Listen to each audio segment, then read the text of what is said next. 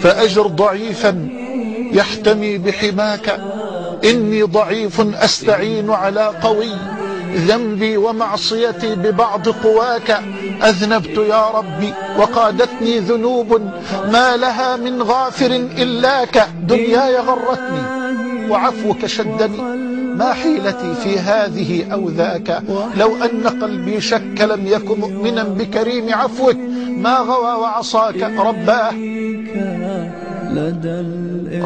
ها أنا ذا خلصت من الهوى،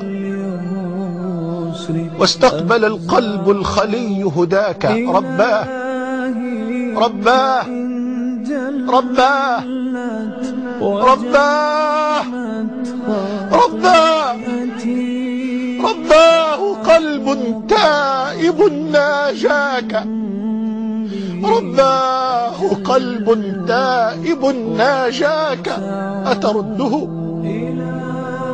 وترد صادق توبتي، حاشاك ترفض تائبا حاشاك، فليرضى عني الناس أو فليسخطوا، أنا لم أعد أسعى لغير رضاك، يلا توضى، يلا اتوضى وتعالى اركع ركعتين، والله العظيم والله لو صدقت لذهب همك وزال غمك، وحول الله قلقك إلى أمن، وحزنك إلى سعادة، وفقرك إلى غنى، بس اصدق مع الله جل جلاله، تعال بصدق والله العظيم سيطهرك الله من كل معصية ومن كل ذنب، كما قال الصادق الذي لا ينطق عن الهوى. صلة.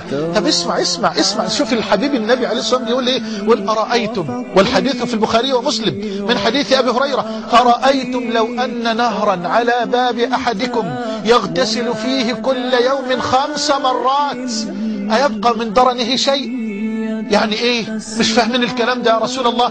قدامك على باب البيت ترعة، نهر، لا نهر، النبي قال نهر جميل جاري عذب حلو، كل يوم تنزل تغتسل فيه 5 مرات، ممكن يبقى على جسدك شيء من القذارة أو النجاسة؟ مستحيل.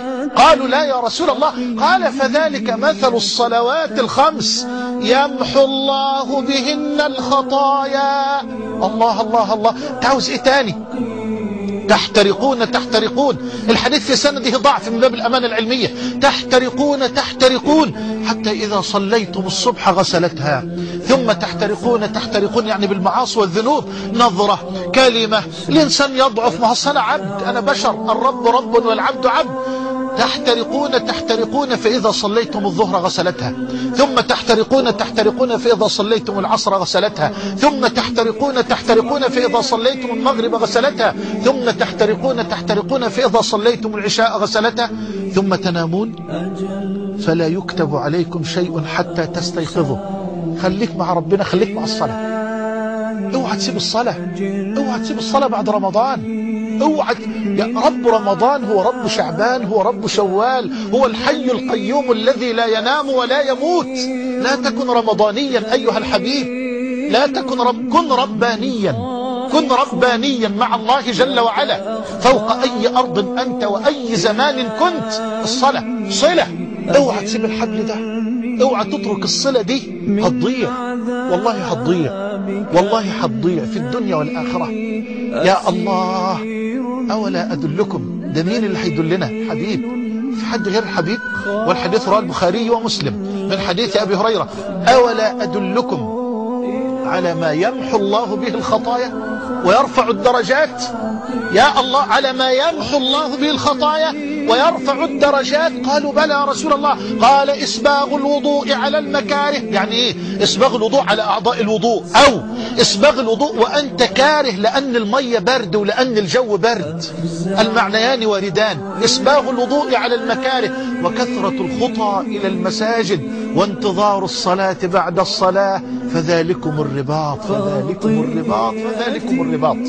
لا، خد الرواية دي كمان جميلة قوي، حلوة قوي، في الصحيحين من حديث أبي هريرة. شوف سيدنا النبي بيقول ايه، والمن تطهر في بيته، اتوضى يلا بسرعة في البيت، وتعهد ربك من الليلة دي كده على صلاة الفجر، في جماعة. اوعى فجر اول يوم في شوال تسيبه، ما انت كنت امبارح في المسجد.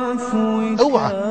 قال صلى الله عليه وسلم: من تطهر في بيته توضأ ثم مضى إلى بيت من بيوت الله ليقضي فريضة من فرائض الله، خلي بالك، كانت خطواته إحداها تحط خطيئة والأخرى ترفع درجة.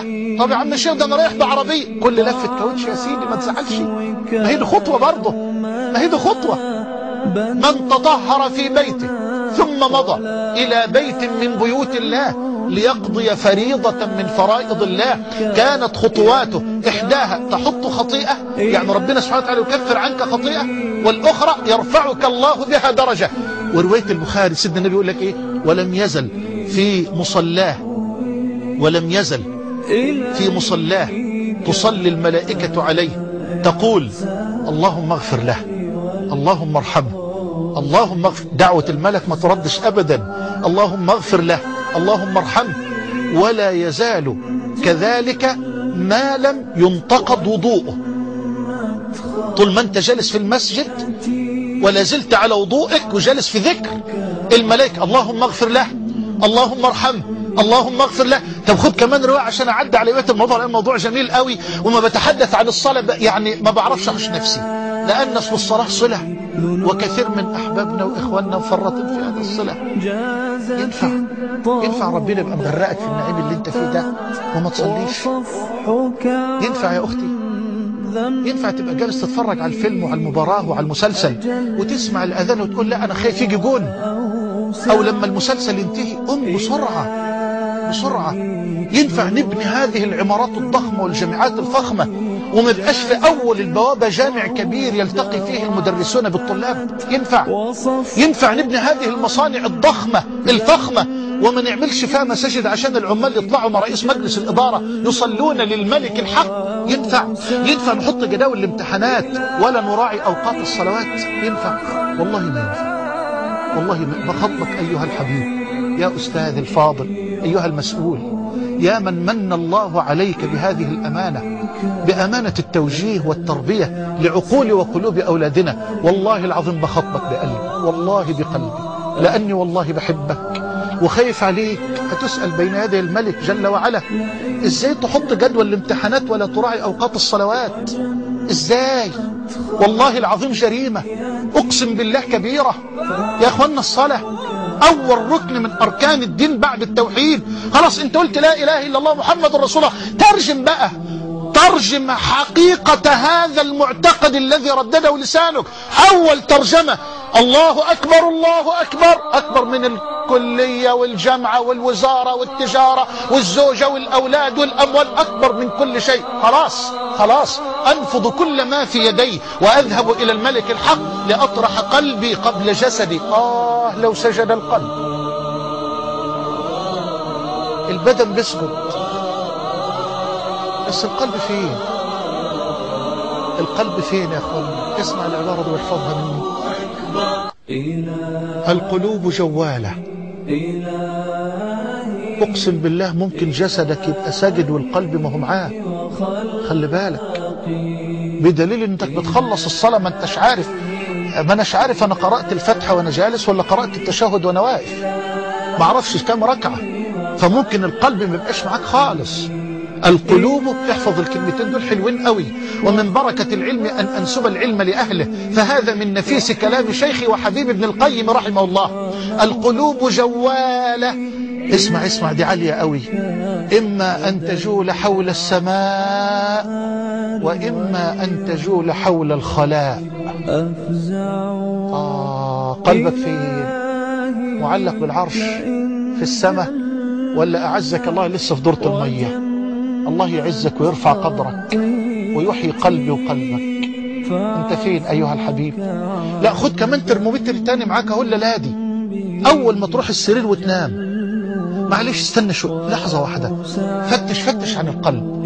انت نايم على السرير، ايه يا عم الشيخ محمد قلبي معايا؟ لا والله، بس فتش عليه، دور عليه.